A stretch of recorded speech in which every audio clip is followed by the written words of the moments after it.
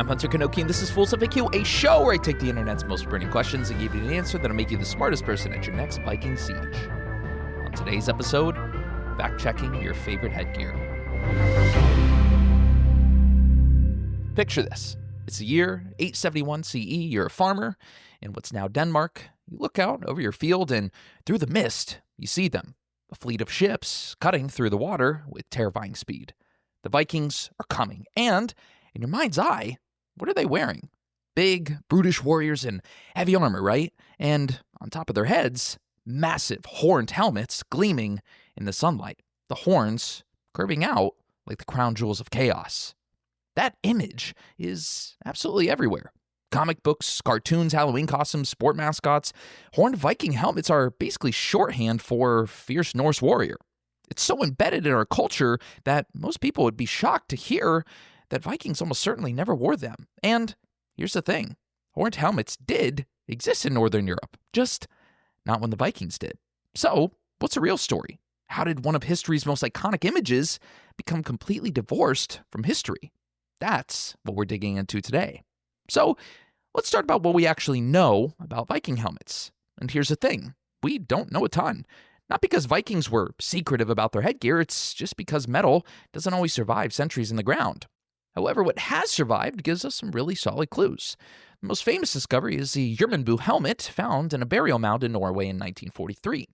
It's one of the only nearly complete Viking helmets we have, and it's absolutely not covered in horns. Instead, it's a simple iron helmet with a rounded dome and a neat little spectacle guard, basically metal frames around the eyes and nose for protection.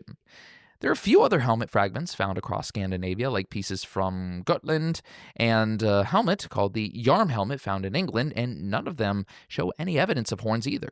And here's why that matters. A horn on a helmet in actual combat, that would be genuinely terrible.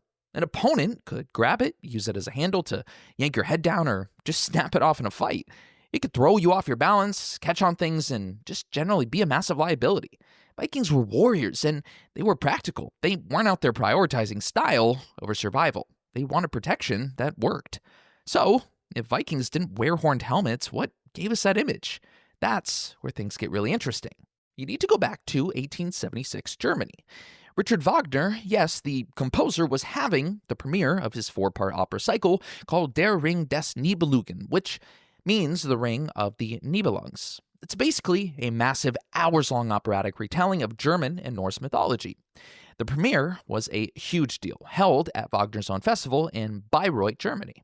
Now, Wagner had a very specific vision for everything. He didn't just write the script, he also had strong opinions about how the set should look and how the characters should be dressed.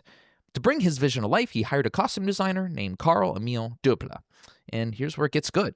Döppler went to museums, looked at actual artifacts from what he thought was Viking history, and tried to make costumes that looked authentic. But here's the catch. Döppler just mixed things up. He was looking at artifacts from all sorts of Germanic and Norse cultures across different time periods. And when he was designing costumes for certain warrior characters, like a character named Hunding, Döppler decided to put horned helmets on them. Not because Vikings actually wore them, just because the concept of horned headgear existed in Germanic history. It just existed about 2,000 years before the Vikings did. That's right, horned helmets were real, but they belonged to the Bronze Age, around 900 BCE. We're talking nearly 2 millennia before Viking society even developed.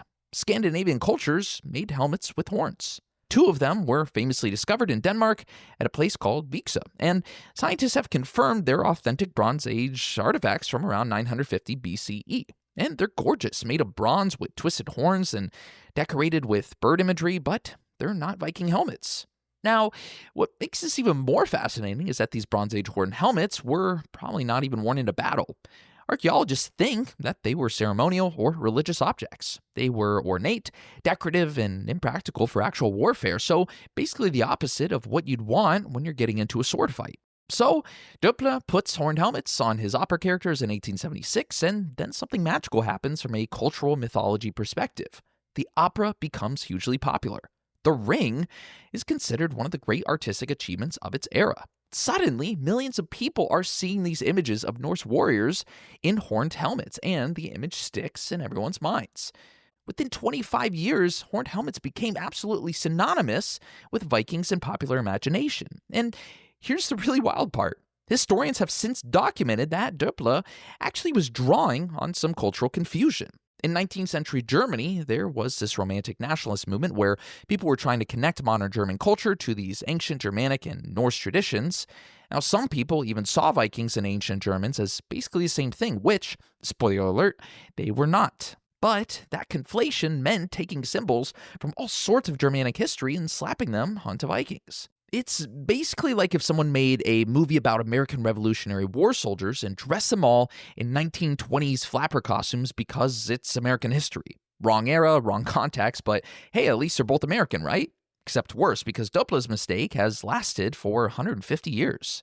Now, here's a twist that makes the whole thing a little more interesting. Some historical sources, specifically tapestries and artwork from the Viking era itself, do show horned figures. There's an Oseberg tapestry from Norway that depicts horned warriors, and there are ancient texts that reference something called berserkers, which were legendary Viking warriors known for fighting in a trance-like fury and performing wild rituals. Now, some historians have theorized that maybe, just maybe, certain warriors wore horned headdresses in ritual contexts, not for battle, perhaps during religious ceremonies or as part of initiation rites for warrior societies. The idea is that horns might have had symbolic or spiritual significance, but here's the important distinction. If they did exist in any form, they were ceremonial, not practical gear for actual combat. The thing is, we don't have solid archaeological evidence for this. We have artistic depictions and legends, but art and legend are notoriously unreliable when it comes to exact historical accuracy. They're symbolic, not documentary. So, while it's possible that horned headgear played some role in Viking religious practice, we can't really say for certain. What we can say is that there's zero evidence Vikings wore horned helmets into actual warfare. So, here's what really happened. The Vikings wore practical iron helmets with nose guards to protect their faces. Some warriors wore full chain metal if they could afford it, though that was expensive and rare, but most wore leather armor.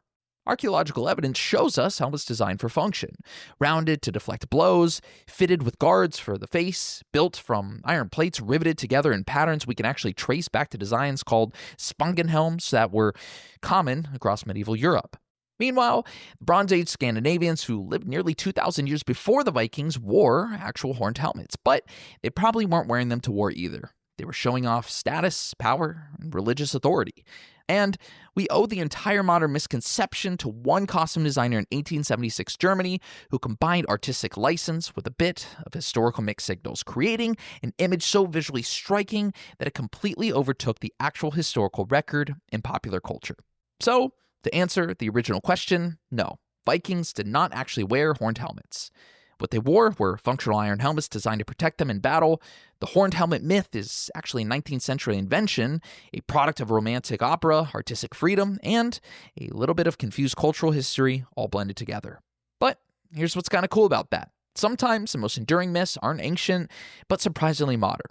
They stick around not because they're true, but because they're so visually memorable that we can't help but believe them. And once they take root, good luck getting them out of the cultural consciousness. So, the next time someone tries to impress you with Viking facts, you can tell them the real story, that the Vikings themselves never wore horned helmets, but in 19th century German opera basically changed history through sheer aesthetic power.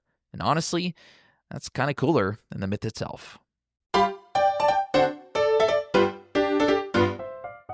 Thank you so much for listening to Fool's FAQ. Feel free to leave a 5-star rating wherever you get your podcasts, as it also helps new listeners discover the show. For more fascinating answers to your burning questions, subscribe wherever you get your podcasts, and always stay curious.